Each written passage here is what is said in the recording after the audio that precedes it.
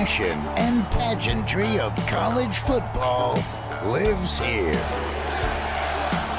This is the Paul Feinbaum Show, Hour 1 podcast. This might be college football heaven. And good afternoon and welcome in on what has been yet another very busy Tuesday. We'll try to update you on everything that is going on right now in college football and elsewhere, because a great deal is. This is good news for Tennessee. The Arian Carter suspension by the NCAA, which only ranks as among the 500 most absurd things they've done this year, has been reduced to one game. The good news is that he will be back for Georgia Tech, which matters a great deal. Meanwhile, this is happening as we speak, and we almost this has just happened, by the way. This report came out earlier, and the Big Ten, according to other reports, has unanimously agreed not to allow players to return from the NFL. A unanimous decision coming from the Big Ten, so they are the first in the water to say not happening. Meanwhile, last night, the SEC released this after a video conference. They're currently meeting in Birmingham, but they preceded that by issuing a statement saying college athletes, not former professional athletes, have been at the heart of the SEC. Individuals who choose to leave college athletics sign professional contracts. Allowing that to occur will blur the line between college and professional sports, create competitive equity. Meanwhile, the final line is interesting. College sports are for college athletes. The current confusion around national eligibility standards emphasizes the need to advance the Protect College Sports Act. This was a response, and we have not heard anything today. The commissioner is convening with, we presume, the 16 SEC presidents and athletic directors, and that I presume that to also include the chancellor at LSU and the athletic director at LSU. But the point is, we still haven't heard anything from the commissioner of the SEC. A lot of people in my space are praising the Big Ten for jumping out there in front. I have no doubt the SEC is going to act, but the fact that they haven't issued anything other than what most interpret as a boilerplate statement has a few people around college football puzzled. But all of that in the last hour has taken a backseat to breaking news that has literally turned the nation and the world upside down. And that is the news that Dolly Parton, one of the most iconic people in the history of entertainment, is dead. She died at 80. She has been sick lately, so connected to so many things, including her Imagination Library in Sevierville, which is right outside of Gatlinburg. She did that in 95. Now a free book program that runs nationally. She received a doctorate from Tennessee, and I'll never forget being there that day. I believe it was the Georgia game or the Alabama game. It was Georgia, when Peyton Manning brought her out, and she sung one of the all-time memorable renditions of Rocky Top. There was literally not a dry eye in the house listening to Dolly, and nobody knew at the time that would be the last time we saw her at Neyland Stadium. It is almost impossible to put into words why this death has so many people upset today. The president has ordered flags at half-staff for a week. Bryan Curtis, who we love talking to from The Ringer, he's the editor there, and he does the Press Box podcast, but he also talks about other things often. And Bryan, first your reaction to the death of Dolly Parton, and why so many people, friends of ours, people we don't even know, are really heartbroken at this moment in time. I'm in my 40s, Paul, and I had a friend of mine text me right before I came on the show today, and he said, I think Dolly Parton was probably the celebrity whose name we knew before any other celebrity when we were kids. That's how intimately enmeshed she was in American culture. And I think when you think of famous people in this world, they're often very divisive. They have people that love them and people that hate them and people that go cold on them and hot on them. Did Dolly Parton have a natural enemy in this world? Is there someone out there who disliked Dolly Parton? And think what an accomplishment that is as a celebrity. And I always remember too, Paul, you mentioned Neyland Stadium. I always go to Cowboy games on Thanksgiving Day. And 3 years ago, I took my son and we were sitting there in the upper deck. And here comes Dolly Parton. She's 77 years old. She's wearing a Dallas Cowboy cheerleader outfit.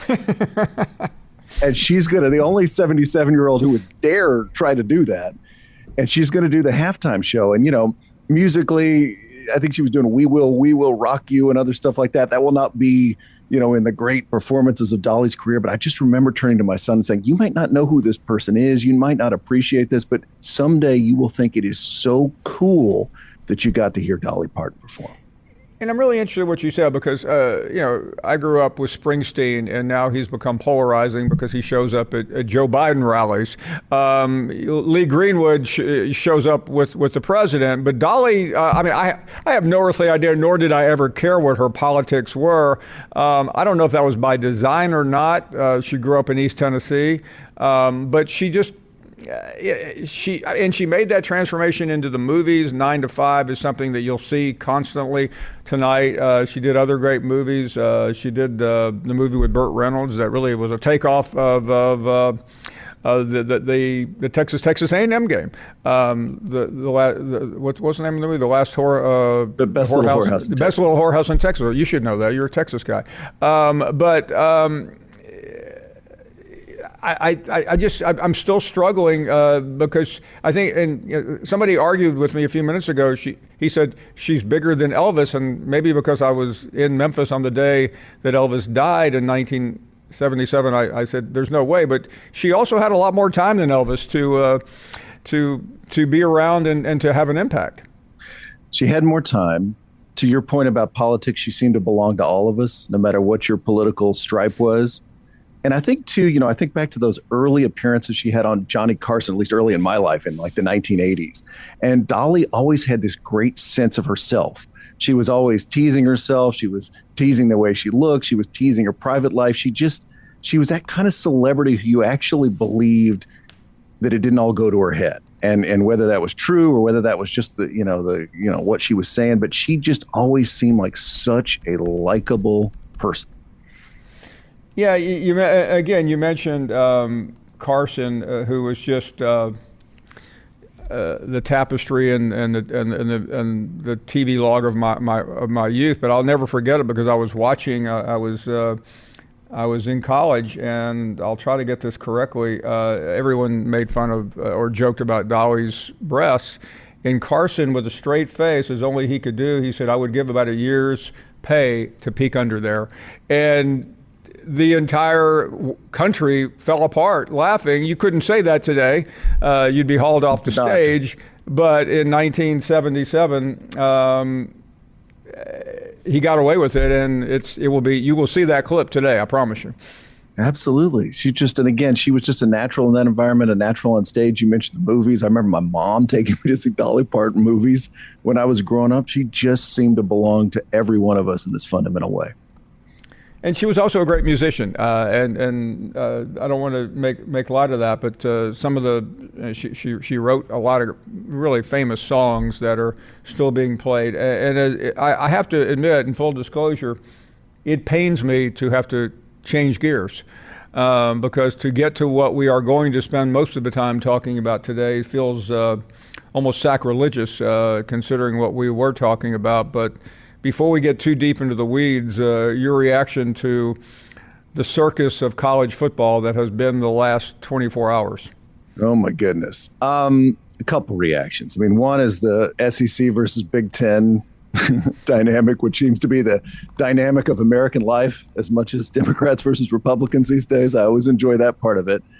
But the other thing, too, is I find it interesting that this is where we have drawn the line.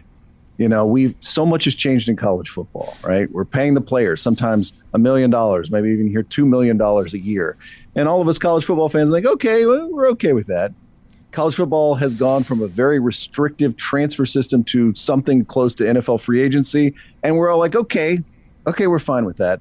But this is the point that we've all kind of dug our heels and said, okay, now if you went to training camp, if you were a pro athlete or trying to be a pro athlete, that's where we rear up and say, I don't know. I don't know if this should be part of the new college football. And Paul, I just find that to be an interesting line to draw given everything else we've conceded over the last few years as the sport has changed.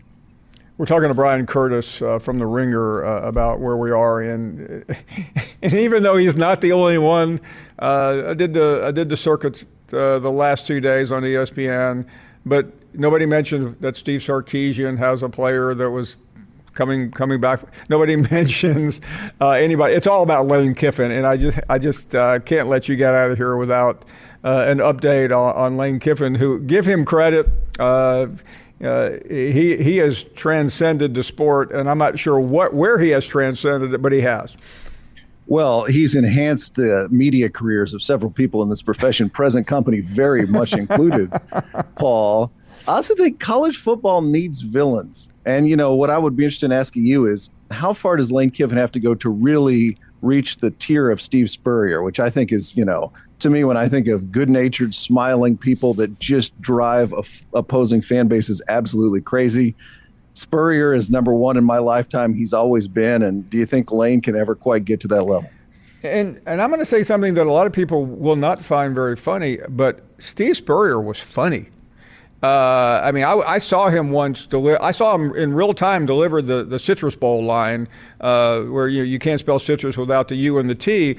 And I have never seen Lane Kiffin say something funny. I mean, he's awkward. I mean, you saw the clip today. He's kind of looking around. He's moving his hands. I mean, he makes sense. He's really bright. But Spurrier could. I played golf with Spurrier a dozen or two times. I mean, if you're on his team and you hit a bad shot, he will cut you in half with a comment. Kiffin doesn't do that. Yeah, he's very downbeat. He's got a very odd affect, especially for somebody who's been in the spotlight for as long as he has. But what I would tell Lane Kiffin to do is go find some clippings. You can even find Paul's clippings from the days when he was, a Prince slob instead of a giant TV star like he is now, and find everything Steve Spurrier said about Mac Brown when they were both coaches in the ACC. It is absolute comedy gold. It showed why Spurrier's the master, and maybe Lane could learn a thing or two. Well, you mentioned the Cowboys, but you're a graduate of the other UT, which we'll find out who the real UT is this year in Knoxville. But beside that, just your thoughts on the Arch Manning show, which has really been somewhat off Broadway this year, and that is to his credit and to his coach's credit. Off Broadway, low profile, and I think there's a lot of angst in the UT fan base about how he's going to play this year, because the reports out of training camp have not been wonderfully, off the wall positive. They've been good but not great. He's got a lot to show. I think Steve Sarkisian, as his offensive coordinator, has got a lot to prove this year, and the Texas offense has underachieved the last couple of seasons, especially in big games. And I think if there's a fear amongst Texas fans right now, it's that Arch Manning is not playing great football, and the offensive line that protects him, just as it was last year, is also not playing great football, and that Texas has a schedule that feels like 9-3 to a lot of us, and they're going to have a whale of a season to get to 10-2 and to get in the playoff. Bryan Curtis on a number of subjects, but namely Dolly Parton. Thank you very much, Bryan. We look forward to seeing you soon. Bryan Curtis Always, from Paul. The Ringer, one of our absolute favorite people. And again, we will talk more about the death of Dolly a little bit later on. Mike Rodak joins us on all the things that are happening at Alabama. Eli Craner, he joined us about a year ago with a brand new book, and the book's about scandals in college football. Good timing. And Pat Forty on the latest from the Big Ten, SEC, and your phone calls.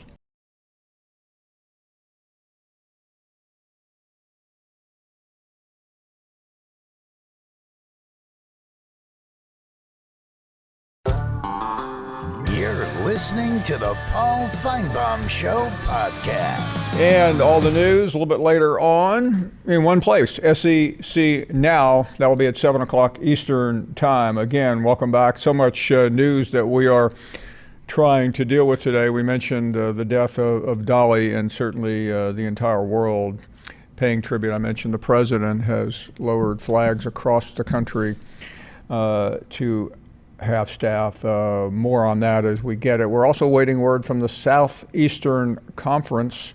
The presidents and athletic directors are currently meeting. The Big Ten has already come in. As we mentioned at the top of the show, There was a report this morning that the Big Ten was going to pass some legislation, and since then it is being reported that it was a unanimous decision by the Big Ten. We don't have any details. We expect the SEC to follow suit. We do not know why the SEC issued a statement last night that really said very little. Pat is up first from Georgia. Hello, Pat. Hey, Paul. How you doing today? All good. Thank you, Pat. I'm so sorry to the Dolly Parton. She's truly iconic and will never be replaced. I'll very shortly, in a couple of months, I'll be 78. So she and I both have been around together, and I'm going to miss her. On the SEC came out with that letter, and I'm thinking that just like Greg Sankey went through the COVID years and deferring decisions and only making decisions that had to be made, I can understand why that letter came out the way it was. Most people probably thought he should have been against it. I heard this morning not only the Big Ten but everybody else say major conferences said no, that's not going to happen. That's a one-way street. You went to professional football and you didn't make it.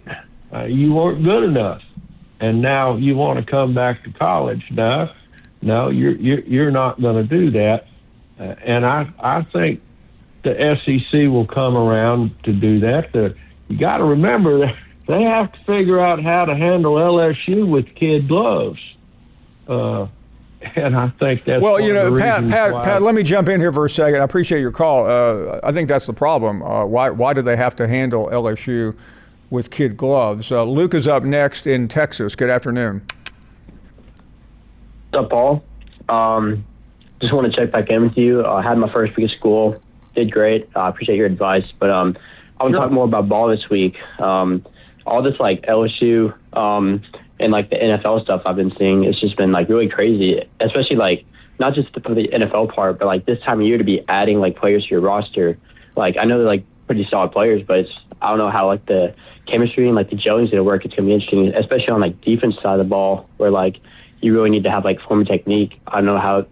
I know they're going to be. It's easy to say they're going to be plug and play players, but like, do you really think it's that easy?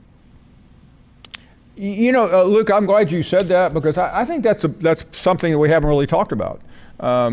Forget all the legal issues, but most of you have been on some sort of organized team, whether it's your factory's basketball team or a high school football team, and you drop people in who have not earned a spot.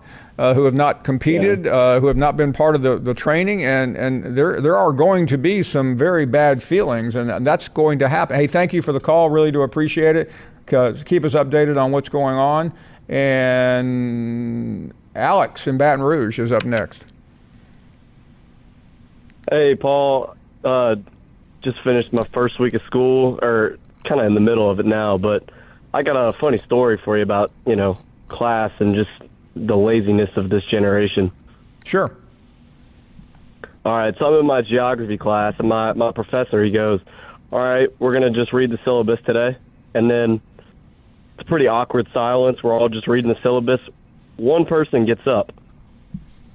After that one person, like 3 people get up, and then 4 people, and then 5 people, and then next thing you know, half the class leaves.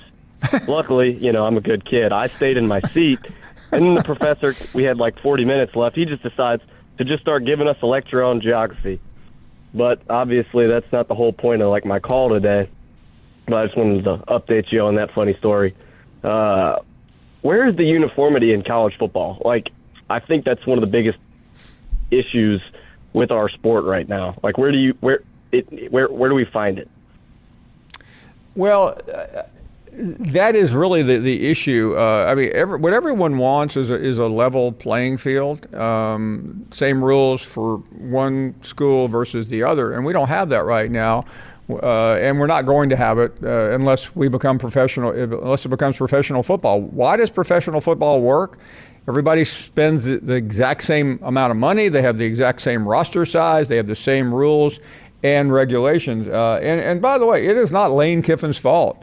He is taking advantage of it, and I think sometimes because it is Lane Kiffin. I don't think it's Lane Kiffin's fault at all. But I think because of the way he has handled certain situations, there is a higher degree of skepticism toward him than had this been someone else who has always been held in high regard. Hey, thanks for the call. Keep us updated on school. That professor really earning his keep down there reading the syllabus geography. We're up against the break. Busy show so far. More of your phone calls when we come back.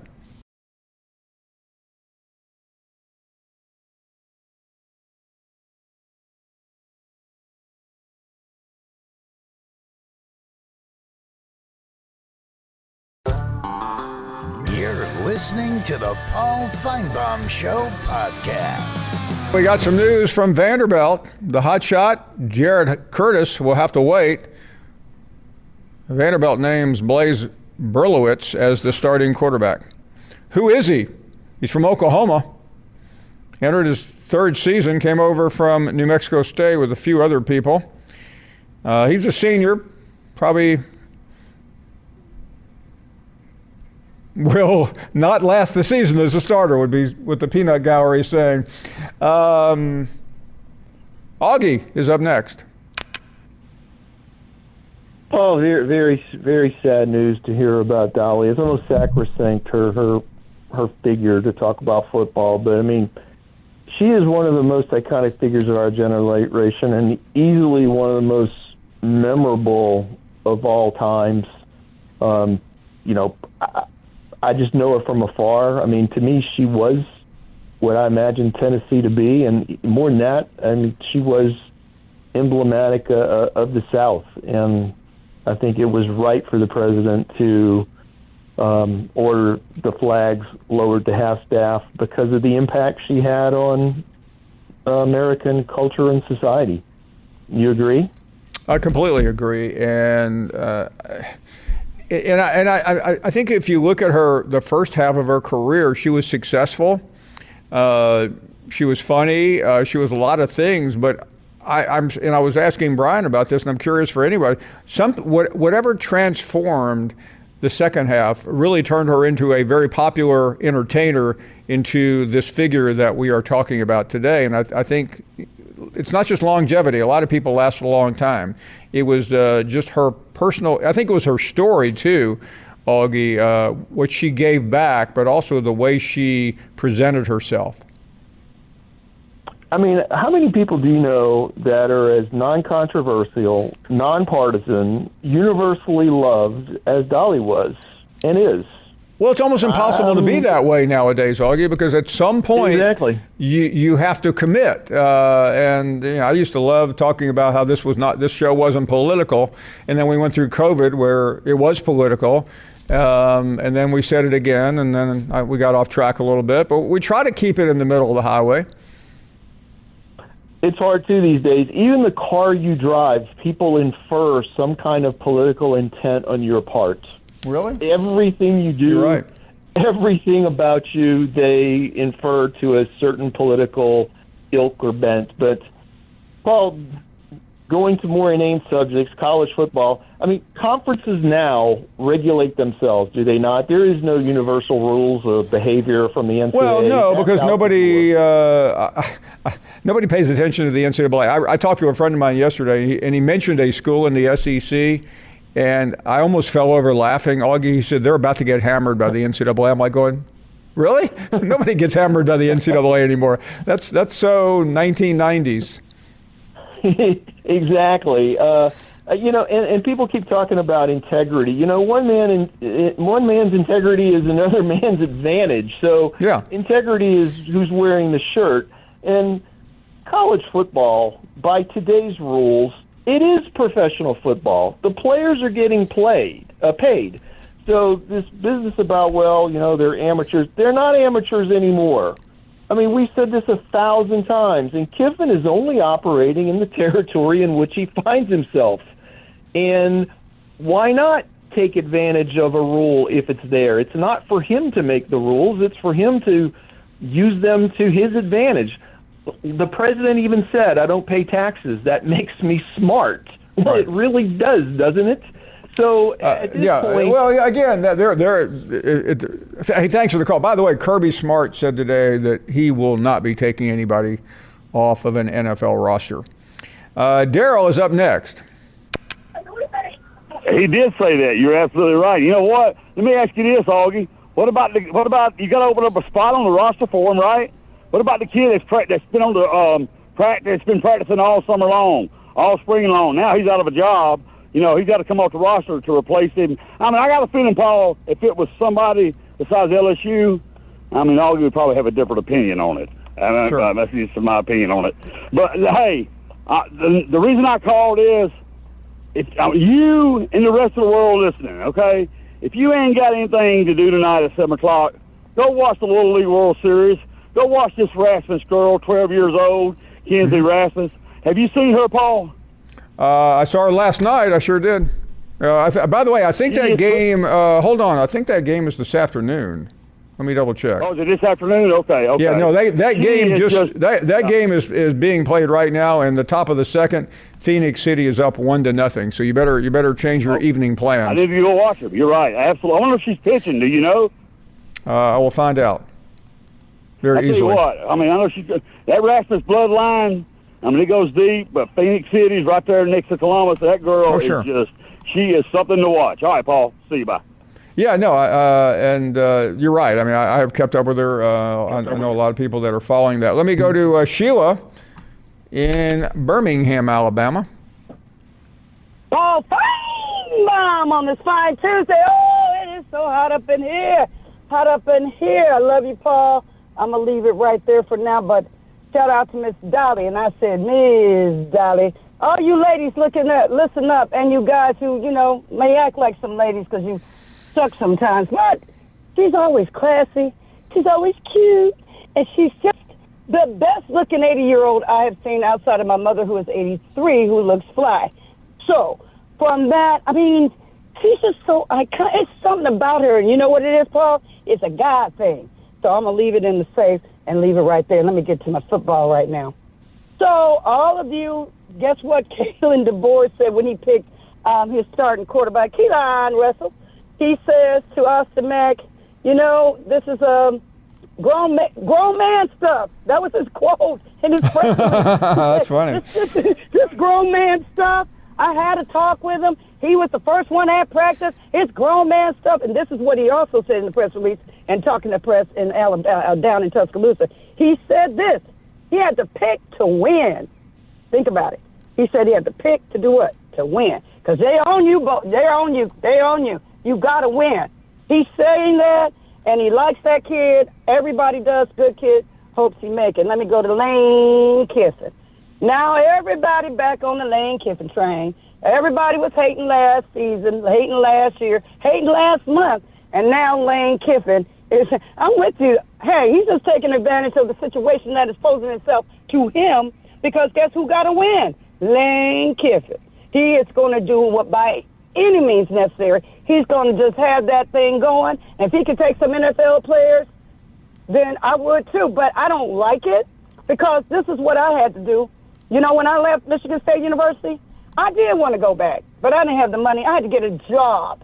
So guess what, NFL players who don't make the roster, stay away from a college campus. It's a lot you can get in trouble. You gone and cross over to the other side, and it ain't this side. Keep that mentality. You've been with all these big grown folks with their grown mentality. Don't bring that back to my kids' college campus. I'm not trying to have it, Paul. This has gotten out of hand. I need college to be college. And if you can't make it in the NFL, then why did you jump into the portal or jump out of school or whatever you did? I know you got eligibility, but hey, that doesn't mean you eligible to come back, and you shouldn't be eligible to come back. I'm going to leave it right there, Paul. Your thoughts?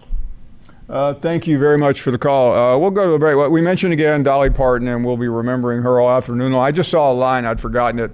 One of Dolly's famous, most famous lines. She said early in her career, somebody was asking her about why she always looked the way she did, and she said, "Accountants who don't understand how much it costs to make me look this cheap." We'll be right back. More of your phone calls after this.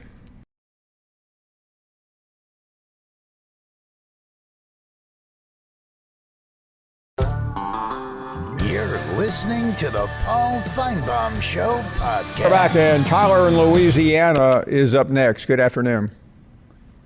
Good afternoon, Paul. Paul, I would like to say, as the writer in Ecclesiastes said, nothing is new under the sun. And that is true when it comes to the state of Louisiana. I live here, obviously, and whether it be our politicians or our coaches, we've always had this obsession with people and following people that don't really have integrity or morals. But as long as we're winning, as long as we're first place, that's all that matters, whether it be Huey P. Long or whether it be the late, great Edwin Edwards or even the little crook of a governor we have now, who's more worried about having a tiger at the stadium or more worried about getting a natty than he is about infrastructure in our state or about our teachers. My wife is a public school teacher here. Our teachers here in our state are grossly underpaid. Hey, Tyler, listen, I want to make sure that you properly refer to the governor not only as Governor Landry, but as Ambassador Landry, because isn't he the ambassador to Greenland? Yeah, if he could find a way how to tax us for the polar bears over there, he would. But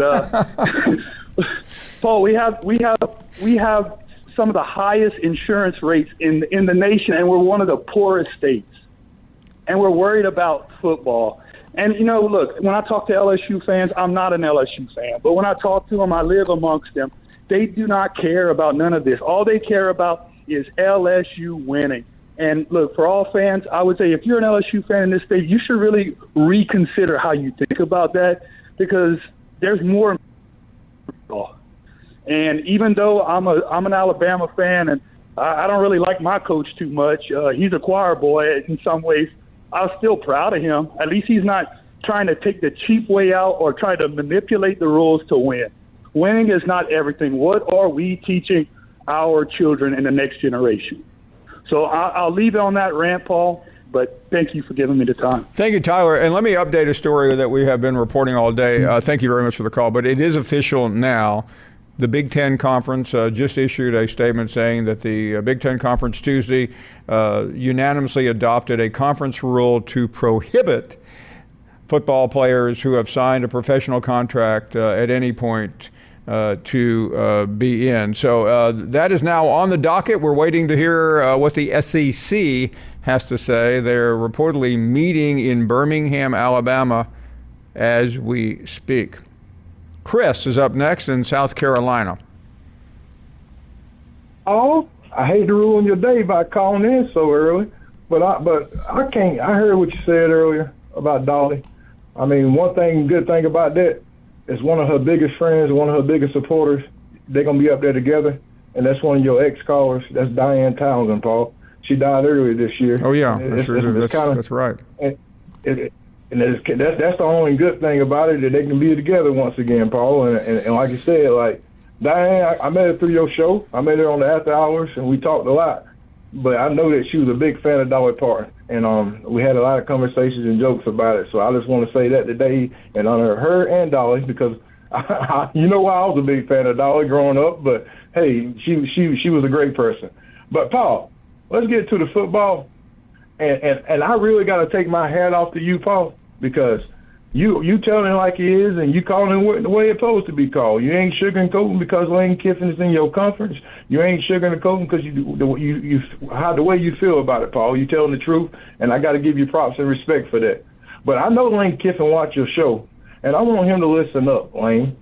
And I'm just going to tell you right there, we got 2 more weeks until we can get this great sport started again. I know it's week 0 coming up this Saturday, but the real game started in 2 weeks, and I can't wait, Paul. I'm not going to get on here and make some statement, oh, Clemson going to do this and do that. I just ready to watch some football and enjoy some football. But Lane Kiffin, I know you listening, and I'm going to tell you like this. Cleveland Browns can't save you. The Saints can't save you. What's coming on September 5th is going to be a reckoning. And them Tigers are coming to take what's theirs. You have a nice day, Paul. Rick is up next in Houston. Oh, my goodness. What a big load of baloney from him. But Paul, before I get to football, 4 shows at my house, with my parents growing up that were never missed. The Big Valley, Bonanza, Hee Haw, and the Porter Wagner Show. And I grew up, I grew up watching Dolly on the Porter Wagner Show. And Paul, I mean, you just can't say the word, people of our age can't say the words Dolly Parton without thinking her music is such a big part of the soundtrack of our lives, and someone that was universally loved, and her philanthropic efforts. I mean, just a lovely person, and to be a celebrity and not have anyone say a bad word about you, amazing. What a life, and she will be missed. And like Chris, one of my first thoughts today was about Diane as well, because like Chris, I met her on the After Hours show, and she absolutely adored Dolly. So, that was one of my first thoughts. But Paul, I find this rule that the Big Ten came up with is just a whole lot of grandstanding, and Paul, it'll only last as long until some player decides to take them to court. And I think a lot of these archaic rules are going to get burnt to the ground. I don't think that this rule forbidding transfers within the conference, like they're talking about with these kids from Ole Miss, I think that's not going to last very long either. Thanks for the call, Rick. Really do appreciate it. Mike Rodak joins us in just a moment. More on Dolly Parton after this. Thank you for listening to the Best of the Paul Feinbaum Show podcast. Watch the Paul Feinbaum Show weekdays from 3 to 7 Eastern on the SEC Network. Plus, you can listen and watch on the ESPN app.